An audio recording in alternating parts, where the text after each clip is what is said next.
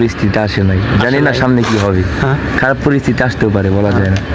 ওই যে কথাটা বলছিলাম যে অভাব যদি আসে, ভালোবাসা জানালা দিয়ে পালায়, ভালোবাসার মানুষটি কি অভাবের মধ্যেই ধরে রাখতে পারবা?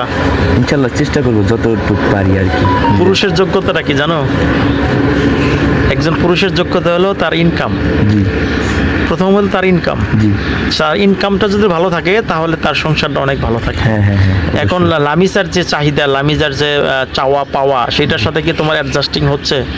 ইনশাল্লাহ এখন পর্যন্ত 1.5 মাস সংসার জীবনে এখন কোনো সমস্যা হয় নাই, আশা করি কখনো সমস্যা হবে না। ওর চাহিদাকে ওর জানি না কি চাহিদা আছে, সেই যতটুকু চাহিদা আছে এতটুকু তুমি কভার করতে পারো ইনশাল্লাহ। পারি, মানে যতটুকু পারি, মানে ও ততটুকু, মানে ওইরকম সন্তুষ্ট মানে আমি। যতটুকু দিতে পারো হ্যাঁ, সন্তুষ্ট। মানে মানুষের মন দেখলে বোঝা যায় যে মানুষটার Right. মনটা এখন কেমন, কারণ ওর মনটা আমি একটু ভালোভাবে বুঝতে পারি যে ওর মনটা এখন কেমন চলছে, কিভাবে যাচ্ছে। তো আমি যত বুঝি যে না, আমার সাথেও থাকার পরে, মানে বিবাহিতে যাওয়ার পরে ওই রকম ভাবে খারাপ ভাবে দিন এখনো যায় না। এইভাবে জানি না সামনের দিনগুলো কিভাবে যাবে। 1.5 মাসে ঝগড়া করছো কয়বার? একদিনও না। ঝগড়া না হলে তো ভালোবাসা মজবুত হয় না। সংসারের জীবনের একটা অংশ। না, ঝগড়া কিন্তু সংসার জীবনের একটা অংশ। জি জি। ঝগড়া হয় না এখন পর্যন্ত? না, এরকম হ্যাঁ? ভাবে ঝগড়া হয় আমাদের না। রিলেশনও কথার মধ্যে ঝগড়া হয় নাই। আমাদের কখনো ঝগড়া হয় না। আমাদের রিলেশন চলাকালীন, মানে এখন পর্যন্ত কোনোদিন একদিন ঝগড়া হয়নি। লামিসা বলো না গাই আজকে ফেয়ার লাভলি না লিপারে তোমার খবর আছে আজকে? আমাদের কোনো ঝগড়া নেই, কারণ ও যখন আমার একটা কথা বলছে ওটা আমি শুনছি, যে না ও আবার যখন আমি ওর একটা কথা বলছি তখন ওটা শুনি। তাইলে ও আমার কথা যখন শুনে তখন আমার মনে হয় যে ও আমাকে একটা কথা বলতেছে, তাহলে এটা আমি কেন শুনবো না, তখন শুনি, তার জন্য আর ঝগড়া হয় না। ঝগড়া হয় না? ঝগড়া করতে মন চায় না কোনো সময়? না, তাও মন চায় না? হ্যাঁ। অনেক সময় মজা করে একটু ঝগড়া করি মানুষ দেখুক।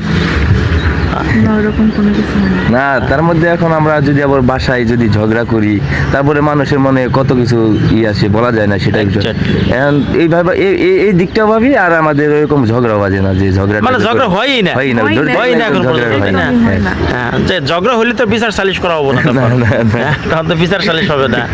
হ্যাঁ। জি।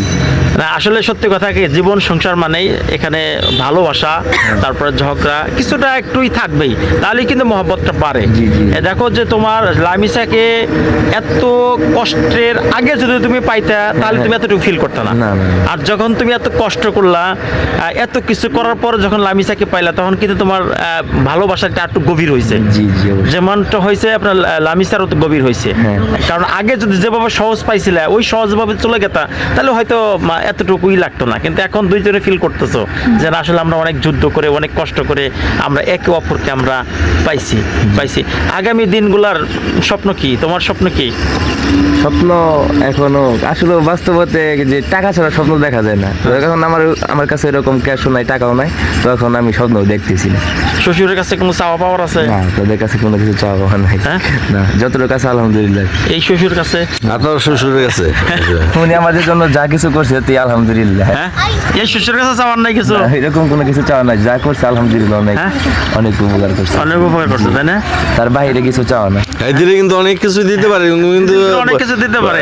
ওই যে লামিসা, না চাই ঠিক না, আমার বাবার কাছে চাওয়ার আছে কিছু? না চাই ঠিক না, কিন্তু আমার তার কাছে একটা কিছু চাওয়া, যে সে যেন আমার, মানে আমাদেরকে এলো ভালো, যেরকম ভাবে সবসময় আমাদের পাশে থাকে, সবসময় আমাদের পাশে থাকে, আমার খোঁজ খবর নেয়।